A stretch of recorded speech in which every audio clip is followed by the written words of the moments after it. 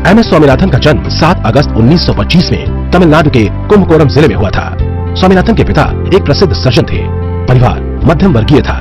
इसे दुर्भाग्य कहीं या कुछ और, लेकिन जब स्वामीनाथन महज 10 वर्ष के थे तभी उनके पिता इस दुनिया को अलविदा कह चल बसे। स्वामीनाथन की जिंदगी में आया ये सबसे पहला और बड़ा तूफान था, लेकिन वो इससे हिले नहीं। स्वामीनाथन ने पढ़ाई जारी रखी। 1944 में त्रावणकोर विश्वविद्यालय से BSc की डिग्री हासिल की, लेकिन स्वामीनाथन को खेत खलिहान और किसान से बेहद प्यार था। शायद ये बात उनके दिलो दिमाग में थी कि वो किसानों के लिए कुछ करना चाहते थे। लिहाजा उन्होंने 1947 में कोयम्बटूर कृषि कॉलेज से कृषि में भी BSc की डिग्री हासिल की। 1949 में स्वामीनाथन भारतीय कृषि अनुसंधान के आनुवंशिकी और पादप प्रजनन विभाग में शोध सहायक हो गए। I was a student of the Maharajas College, Thiruvananthapuram, during 1940 to 44, where I did my BSc degree. At that time, I decided that I will go to agriculture because my late father, Dr. Shamba Shivan, was a eminent surgeon and he had built a big hospital, but he died suddenly in 1936. My mother wanted me to go to medical situation, but then there was a great Bengal famine in 1942-43, and Mahatma Gandhi had called for the Quit India movement. I felt that the way in which I can serve for independent India was through agriculture. So I shifted from the medical college to the agricultural college at Coimbatore and did my BSc AG. Then in 1944 to 47 was the agriculture college. Swaminathan ने जिस लगन का परिचय दिया वो बहुतों को प्रभावित कर गया और 1952 में स्वामीनाथन ने कैम्ब्रिज के एग्रीकल्चर स्कूल से आलू की फसल पर PhD की। लेकिन जिन्हें मंजिलों की तलाश होती है वो न तो रुकते हैं और न ही थकते हैं।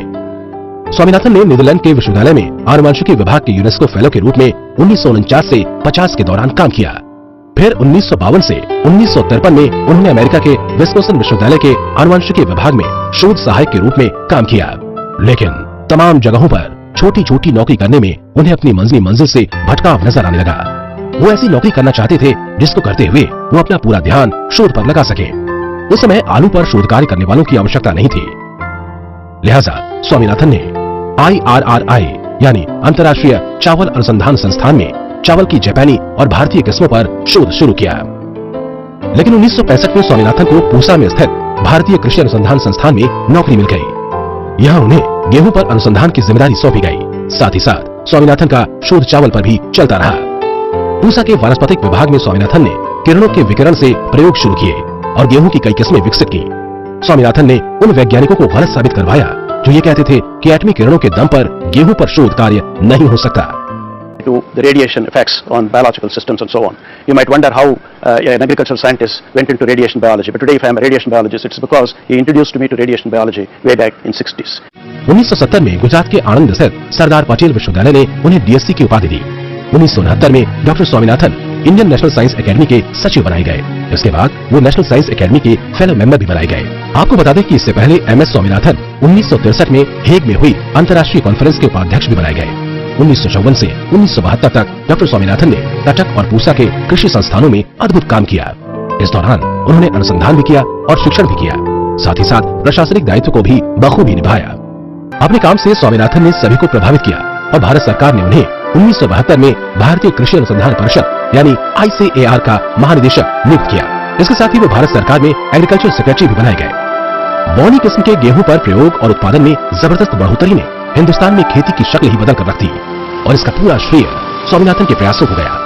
स्वामीनाथन की कामयाबी की खबर से उत्साहित नॉर्मन ई बोरलॉग 1971 में एक बार फिर भारत आए और स्वामीनाथन की कामयाबी देखकर खूब प्रसन्न हुए। And therefore it was but fortunate that he was given the Nobel Peace Prize. Having got the Nobel Peace Prize, he felt that other agriculture scientists should be honored the same way. And I think he had me in my mind particularly. He went to the Nobel Foundation and requested them to start a Nobel Prize in agriculture. But the Nobel Foundation said that we can't start any prize which is not in the will of the Alfred Nobel. We can only follow his will. We can't start a new one. Then he started the World Food Prize, and I had the good fortune of being the first World Food Prize laureate. Today I serve as chairman of the selection committee for the World Food Prize. The World Food Prize has gradually become equivalent to a Nobel Prize in agriculture. In other words, he was not only content with getting recognition for himself, but he was very anxious that all other scientists, particularly young scientists, should be recognized, should be encouraged, and more people should be attracted to agricultural research and education. 1965 से 1971 तक doctor Swaminathan IARI यानी Indian agriculture research institute के निदेशक रहे। इस दौरान गेहूं के क्षेत्र में उत्कृष्ट कार्य हुए। जिससे उनकी तथा संस्थान की ख्याति पूरे विश्व में प्रशंसा की पात्र बनी। 1967 से 1968 में इस बात पर जोर दिया गया कि योजना का दायरा सिर्फ एक फसल तक ही न रखा जाए, बल्कि एक साल में अधिक से अधिक फसलें उगाकर पैदावार और बढ़ाई जाए। इसके लिए एक और अधिक उपज देने वाले बीजों का प्रयोग बढ़ाया गया, तो वहीं दूसरी तरफ खेती करने के लिए नए नए तरीकों का प्रयोग किया गया। स्वामीनाथन ने बाजरा, मकई, ज्वार और चावल की कई नई किस्मों का विकास किया। गर्मी के लिए मूंग, लोबिया की फसलें तैयार की गयी। स्वामीनाथन की देखरेख में दिल्ली के आसपास के कई गांव विकसित किए गए। The largest producers of food, over 260 million tons of food grains, over 260 million tons of fruits and vegetables, and over 140 million tons of milk, which is the largest milk production in the world. So on one hand we have that happy news of large production capacity. On the other hand, the economics is getting adverse. The cost, the benefit, the risk involved, with the result we see farmer suicides. Therefore we have both the pluses and the minus, but nevertheless our agriculture, as I said earlier, is at the crossroads. We can still correct many of our problems through appropriate public policy. Doctor Swaminathan को अप्रैल 1979 में योजना आयोग का सदस्य बनाया गया। साल 1982 तक वो आयोग में रहे। 1983 में स्वामीनाथन अंतर्राष्ट्रीय संस्थान मनीला के महानिदेशक बनाए गए, जहां उन्होंने 1988 तक अपना योगदान दिया। स्वामीनाथन फसलों के विकास के लिए अक्सर गांव-गांव जाते, किसानों से मिलते, समस्याएं सुनते, समाधान बताते, जिससे किसानों में एक नई उमंग का संचार हुआ। और इस तरह डॉक्टर स्वामीनाथन के नेतृत्व में कृषि के क्षेत्र में क्रांतिकारी अनुसंधान से भारत अनाज के क्षेत्र में आत्मनिर्भर बनता चला गया।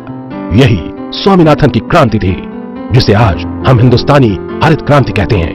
शॉर्ट में एमएस स्वामीनाथन का जीवन परिचय जानते हैं। तो एमएस स्वामीनाथन का पूरा नाम मनकोम्बू सवासिवन स्वामीनाथन था। इनका जन्म 7 अगस्त 1925 को कुंभकोणम तमिलनाडु में हुआ।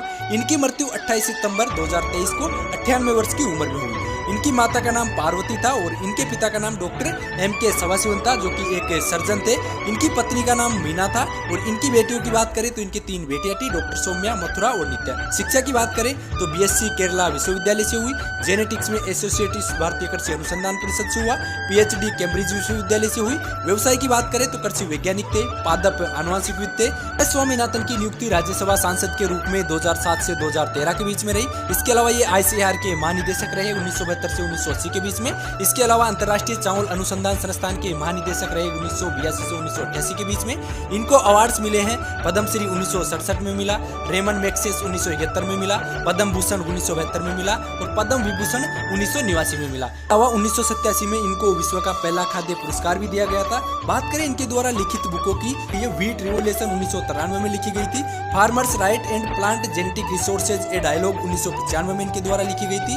ए एवरग्रीन रिवोल्यूशन 2006 में इनके द्वारा बुक लिखी गई थी। इनके अलावा इनकी और भी कई सारी बुकें हैं जो कि इन्होंने लिखी थी। इससे तो एमएस स्वामीनाथन के ऊपर कई सारी बायोग्राफी लिखी गई है, लेकिन बात करें फेमस की तो लिखी गई है 2002 में बाय गीता गोपाल कृष्ण के द्वारा, MS Swaminathan one man quest for a hunger free world. Next यहाँ पे लिखी गई है RD अय्यर के द्वारा, जो कि scientist and humanist MS Swaminathan, जो कि आप पढ़ सकते हैं। इनके ऊपर लिखी गई है, बहुत ही अच्छी बायोग्राफी है। तो इतने महान थे हमारे एमएस स्वामीनाथन जी। तो मिलते हैं नेक्स्ट वीडियो में। जय हिंद, जय भारत।